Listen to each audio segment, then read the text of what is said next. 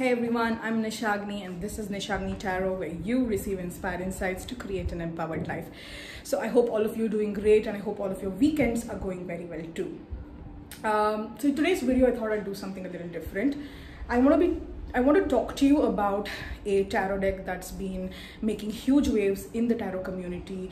It's received a lot of adulation, a lot of goodwill and a lot of support because of the concept that it portrays. And I find this deck partly good and partly problematic, and I'm going to be telling you why subsequently. So the deck that I want to talk about is this one, the Tarot of the Divine by Yoshitani. So first off, before I start off why I find this deck problematic, I do want to give it points for a lot of the good things that are there in this deck. So first off is the construction of the deck itself. The box is absolutely amazing. It's a magnetic flip box and it's going to keep your cards absolutely well. The card itself, the GSM is really good. It's thick, it's going to last you long. The colors are really vivid, and the artwork by itself, if I strip the artwork away out of all its meanings and symbolism, the artwork is really good. And the card doesn't slip and slide when it is shuffled, because it's got, I think, a linen finish, so it makes shuffling really good. And I do believe that by introducing folklore into our lives, Yoshitani has done a great job in terms of giving us more access to cultures we might otherwise not voluntarily have gone and learnt about, and making these cultures, making these folk tales more accessible to all of us. So in these points, I think that the Tarot of the Divine is a pretty good deck. In saying that, I have a problem with some of the cards of this deck. And these cards, I'm going to be sticking to only 3 cards right now, because those cards belong to my culture. So I am an Indian, I am a practicing Hindu. I was born into Hinduism, I have been practicing Hinduism all of my life, and I will continue to practice Hinduism all of my life. I have read most of the philosophical, mythological and religious texts in Hinduism. And while I don't claim to be an expert, my knowledge of Hinduism as an insider, as a practitioner, as a day-to-day practitioner, gives me enough, I think, authority to talk about these 3 cards and really make a case as to why these 3 cards are problematic, and especially in the case of the stories chosen to represent them in correspondence with the tarot cards that they have been chosen for. All right, so without further ado, I'm just going to be starting it right away. And the very first card that I want to talk to you about is this one, the Four of Wands, which features Mohini and Aravan. And I'm going to be reading out from her guidebook. So Mohini and Aravan for Four of Wands. The Four of Wands represents rejoicing and festivities, a well-deserved celebration and a stable time to be thankful, cherishing loved ones. Mohini and Aravan embrace each other, enjoying the time before the next adventure begins. All right, so right off the bat, this card is really problematic, because the Four of Wands, yes, while the Four of Wands itself is a good card, it's a positive card, it's a card of love, it's a card of relationship, it's a card of positive progress, the story of Mohini and Aravan is not positive. It's actually a heartbreak. It's a tragedy of epic proportions. And I'm going to be telling you the story now. So the Sanskrit song which she's talked about is actually from the mythology, the second epic of Hinduism, which is the Mahabharata. So in the Mahabharata, I'm not going to be giving you the whole story of what's happening, because there is another card that I want to talk about that deals with the Mahabharata as well. So I'm going to be giving you the insight, the story prior to what happens to Mohini and Aravan with that card. So during the war of the Mahabharata, it's an epic war. It's an 18-day battle between the Pandavas and the Kauravas. And Aravan is the son of one of the 5 Pandavas. The 5 Pandavas are the main, you could call them the protagonists of the Mahabharata. He is the son of one of the 5 Pandavas whose name is Arjuna. Right? So during the battle, a couple of days happen, and the Pandavas consistently lose. A lot of the commanders on their side, armies on their side, start getting killed. They are just not making any headway in defeating their opponents, who are the Kauravas. And they're not able to really defeat their enemies in battle. So the Pandavas, along with God Krishna. You know, if you have read the Bhagavad Gita, or if you're familiar with the Hindu deities, you'll know who Krishna is. So they ask God Krishna what they can do in order to, get fates, get the gods in their favor. And Krishna, after making some astrological calculations, figures out that Mother Earth, that the goddess Earth, goddess Bhumi, is unhappy with them, and she, in order to give them victory, give the Pandavas victory, she wants payment in blood. And that must be a blood in terms of sacrifice. A live sacrifice, a live and willing sacrifice must be made to her before the next day battle begins, or the entire Pandava clan will be decimated completely. Now, in order for the sacrifice to be chosen, that person must have 16 important signs on their body. So there are different kinds of signs in terms of how they must have a sacred mark, they must have a particular type of body shape, they must be wearing this, they must have been born during a particular astrological time, and so on. So there are 16 marks that the sacrifice must have. And in the Pandava camp, they find only 3 people with such 16 marks. One is Lord Krishna himself, the other is Arjuna, and the other one is Iravan or Aravan. So in North India, they call him Aravan. In South India, where I'm from, we call him Iravan. So they can't, sacrifice Krishna because he is instrumental to their victory. He is the deity. Without his divine presence, they are certainly not just the battle, the whole world cannot exist. They cannot sacrifice Arjuna because Arjuna is the most, I would say, the most skilled fighter, and he is the strongest and the most skilled fighter in the Pandava army, and without him they are definitely going to lose, so they can't kill him. So they decide to sacrifice Aravan. Now the thing is, Aravan needs to be willing to be sacrificed because goddess Bhumi, goddess Earth, will not accept the blood of an unwilling sacrifice, and that unwilling sacrifice could put a curse on the Pandava camp. So Aravan needs to be willing to sacrifice himself.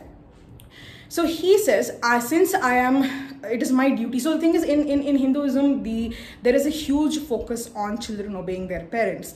And it's kind of in our blood, where we are committed to our parents, upholding their wishes. And that is something that echoes throughout the epic. Whatever the elders say, the youngsters are willing to do it. So Aravan says, I am willing to sacrifice myself, but only on one condition. And the condition is, I want a widow. I know, so he says, the condition is, I know that when I die, no one is going to feel sorry for me. All of you are only looking at me as a body, as a sacrificial object who can help you achieve your end goal. This is why I want a widow who will beat her breast, tear out her hair, and cry and mourn like no widow on the planet has ever mourned for her dead husband. And I want her cries to shake all 3 worlds, the heaven, the earth, and hell, with her sorrow. I want a widow like that. Now there's a problem, right? No father is going to marry his, virgin daughter to a man who's going to be dead by the next morning, because according to ancient customs, a widow was not supposed to remarry. So why would anyone do that? That's when Lord Krishna decides that he would himself become the bride of Aravan. And then he takes on the form of Mohini. She is the most beautiful woman in the world, and she decides to marry him. They spend a blissful night together in the camp, and early next morning before the sun rises, Aravan's head is chopped off and his blood is strewn on the battlefield. And as the chariots ride across his blood, victory is assured because the earth has been satiated. And Mohini, his bride, wails like no other bride in the world ever had. Her cries pierce the earth, the sky, and the hell, nether regions. And everyone is heartbroken at the sorrow of a bride, a new bride who lost her husband so young. That is the story of Aravan and Mohini. And this is why this card is not good for the Four of Wands, because the Four of Wands is a card which talks of positive things. And I know that the reversed meanings is there could be gloom, the relationship might fall apart and so on. But it doesn't signify, she hasn't, Yoshi Yoshitani has not chosen this card specifically for its reversed meanings, right? She has chosen this, or rather, I'm sorry, I'm using the pronoun she. I'm very sorry if that is not your pronoun. So Yoshi Yoshitani has chosen this card specifically to represent the positiveness. And you can even see in, in the description, a well-deserved celebration, a stable time to be thankful for, cherishing loved ones. Mohini and Aravan embrace each other, enjoying the time before the next adventure begins. There is no next adventure. He is dead. And Mohini wails, and after the wailing period is over, after his body is burnt on the pyre, Mohini transforms back into Krishna. He gets into the chariot with Arjuna and they ride off into battle. That's it. There is no next adventure. So this story is not good for this card. And if you are from outside of Hinduism, you would not know this, and which is probably why even Yoshi might have made this mistake. I'm willing to accept that, someone outside of the religion is making these cards, using these stories, and it is, you do come into this situation where you might make mistakes.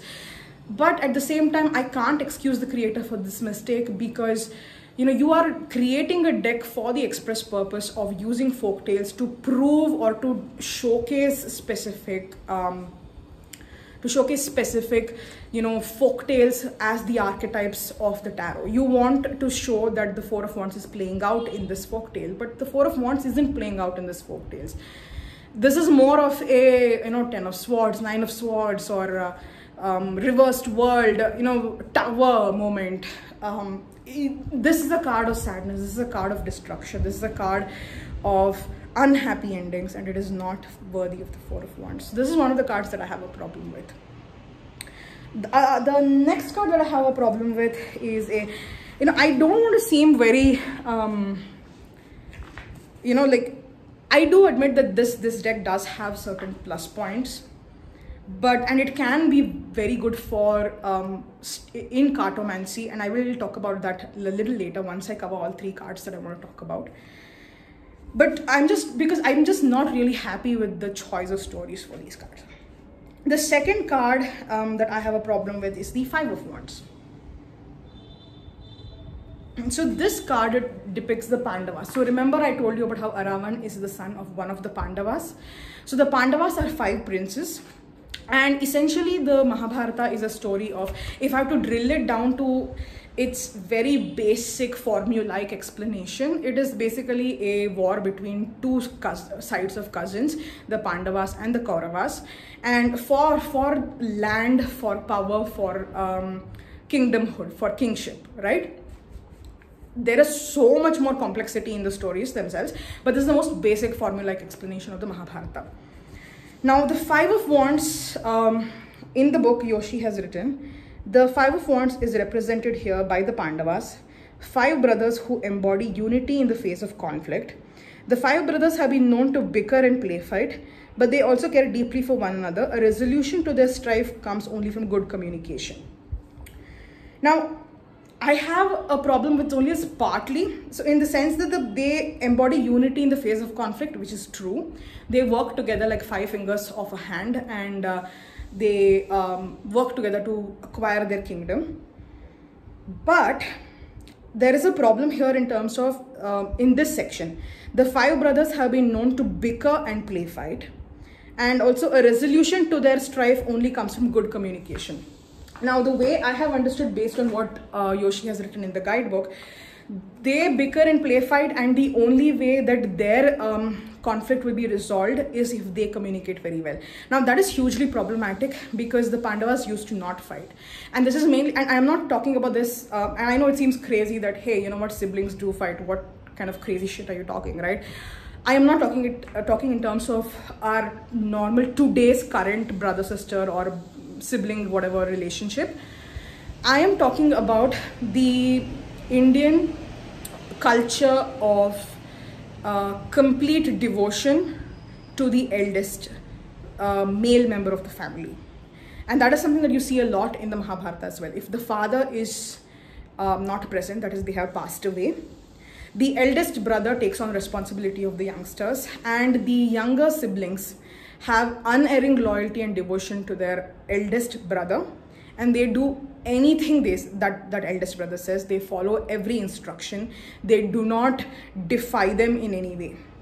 And one of the core reasons that they don't fight is because Everything is done, the entire fight, the entire Mahabharata is played out so that the 4 younger Pandavas can help their eldest brother Yudhishthira ascend to the throne. They even marry the same woman so that their unity is not broken apart. They don't fight with each other. Never in the Mahabharata do you see them disagree with each other. That is one of the core, elements of their unity together, that they never fight with each other. And they also talk of how, that is in the Mahabharata, we see how they're like a complete fist. There's nothing that can break them apart. And that is one of the secret to their victories. So using the Pandavas as the 5 of Wands is not great. Now, had Yoshi actually gone ahead and spoken about how the Pandavas were an example of fighting against injustice, that is against what the Kauravas did, then sure, I could be on board with it slightly. Because although the Kauravas weren't complete antagonists per se, for the purposes of this card, I would have accepted that explanation. But saying that there was bickering amidst these 5 is actually wrong. So this card is flawed for that one reason. And another card, the next card that I want to talk to you about is hugely problematic because of the way Yoshi has described the card. That is the 2 of Swords, which talks of Sita. So right off the bat, there is a huge problem with this card. So we see here mentioned that, it's about from the Hindu epic, the Ramayana. And then Yoshi goes on to say, the 2 of Swords represents being stuck between hard choices. Sita's decision between Scylla and Charybdis is not easy and cannot be made blindly. Scylla and Charybdis. Scylla and Charybdis are from Greek mythology.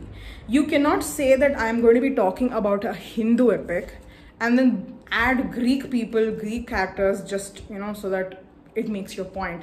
And there is also, if you can see, there is Scylla on this side and Charybdis on this side. Charybdis is the whirlpool, Scylla is the beast over here. So that is one I feel like really disrespectful, because if you're saying you're staying true to the folk tales, this should not be done. Then Yoshi goes on to say, the decision between Scylla and Charybdis is not easy and cannot be made blindly. It calls for self-reflection. Things can only remain balanced for so long before a move must be made. Okay, so again, this is like hugely problematic because this artwork in particular depicts the Agni Pariksha incident in the Ramayana. So after the Ramayana, God Ram, the King Ram rather I would say, wants to test her purity. So he sets wood on fire and he asks Sita to enter the pyre. And he says that if you are able to come out of the pyre unscathed, that means your purity, your virginity is intact. Otherwise, you have allowed Ravana, that is the demon who kidnapped her, to bed you. And therefore you are unfit to be the pure queen of my kingdom. So that is basically what happens in the Ramayana, and this situation refers to that. Now the 2 of Swords also talks of making a decision, taking that moment to choose whether you want to do something or you don't want to do something, right? There is this pause, there is this consideration, and you choose whether you want to do something or not. But the thing is, in the Ramayana, Sita never chooses, or rather never even contemplates her decision as to should I go into the fire or not. Her love and her devotion to her husband is so extreme that without a shadow of a doubt she walks into the fire and she comes out unscathed, because her devotion to her husband was extraordinary. She never let Ravana even look at her.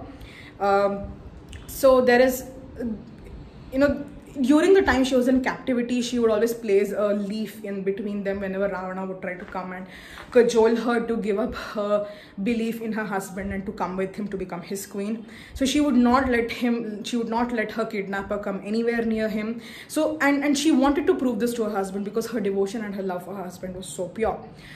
And she doesn't even contemplate, she doesn't choose, and there's certainly no Scylla and Charybdis over there. Those creatures do not exist in Hindu mythology. There are other creatures pertaining specifically in Hindu mythology, but certainly not Scylla and Charybdis. And she doesn't, wait or contemplate to make a choice. Sita decides to go into the fire immediately, and she comes out unscathed, because even the fire god Agni knows of her purity, and he is unwilling to hurt her, unwilling to burn her. And so then Rama and Sita get together, they go back to Ayodhya, which is their capital, they get coronated over there. So this card once again does not make sense to me, because the story doesn't fit. The Agni Pariksha is not one about contemplation. It is about, it does talk of a lot of societal ills, sort of societal judgments against women that was present at that time, all those years ago. And but if you're looking at only at seeing the archetype of the Two of Swords play out in the story, it doesn't play out, because like I said, Sita doesn't pause to think. She makes the instantaneous decision to just go into the fire. So this card doesn't fit in. So these are the three cards that I have a huge problem with. There are a couple more Hindu specific cards in the deck, but I didn't find them so problematic as to talk about them to you. And just looking at these three cards, it really makes me question the other folktales that Yoshi Yoshitani has chosen for this deck.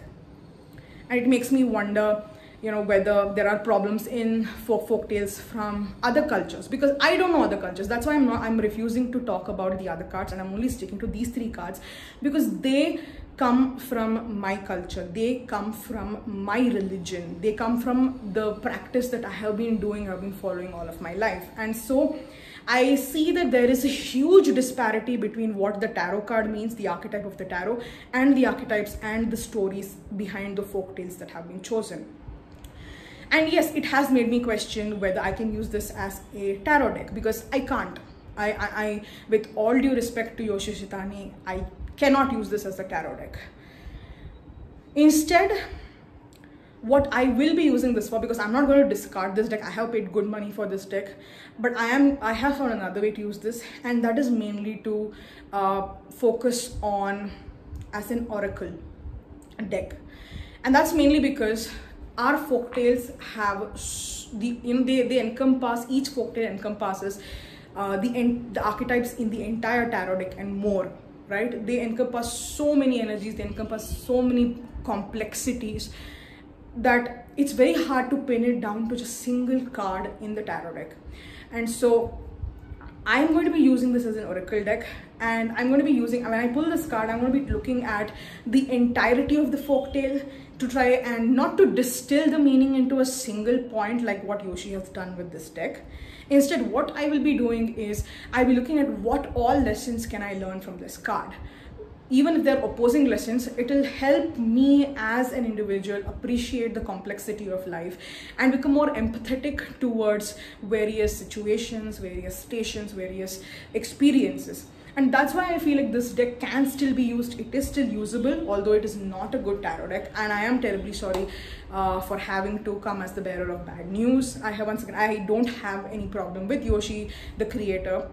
But I feel like this is something that people should know before they buy this deck, because of course, if you're outside a particular religion, if you have not read these epics, you've not read them and deeply understood the essence of these epics, it is easy to make a mistake and to have flawed information portrayed in your decks, which is why I always say that if you are outside of a culture, please do not use that culture for your products. While the idea might be really enticing, if you have not put in the work to study a particular culture, it is very likely that you will be you will end up making flawed assumptions and making creating wrongful content for people all over the world to consume. And I know that there are a lot of people who believe word for word what Yoshi has written in both this book and in the other book, Beneath the Moon. I do have that book, I have read the book, and even that book is not up to par. It strips away, especially for these three cards, like I said, the essence of the story. It doesn't really talk of the reality of these folktales, which is why I find this to be so hugely problematic. So do I recommend this book, or rather this deck, for people who want to read tarot? If you want to read this, you want to use this deck specifically for tarot, then no, please do not buy this deck for tarot. But if you want to use this deck for, to learn about different cultures, you don't want to put in the effort to, go ahead and search individually, because that does take a lot of time, right? I completely empathize with that. But you want a ready reckoner with a list of folk tales that you can explore, then definitely that is great. This deck is great for folklore and cultural studies. Secondly, it's great as an oracle deck. Like I said, you can use it the way I'm using it. And third, it could just be a pretty picture that you place on your card holder, because the artwork is beautiful. I will give Yoshi that the artwork is really good. It's just the stories that have been chosen for the cards that are wrong, but the artwork by itself is really fabulous. So you can use them for those things, but as a tarot deck, this just doesn't cut the mark. And I do not want to take any judgment about the other cards in this deck, the other 74 cards that are there in this deck, or other 75 cards, sorry. I'm just going to say, make your own informed decision. There is a lot of problem with these three cards in particular, with the Four of Wands, with the Two of Swords, and the Five of Wands. So there is a problem with these three cards. And if you do want to use this as a tarot deck, I have one more suggestion that you could use, which is read the folklore written from the perspective of a person who's from within the culture.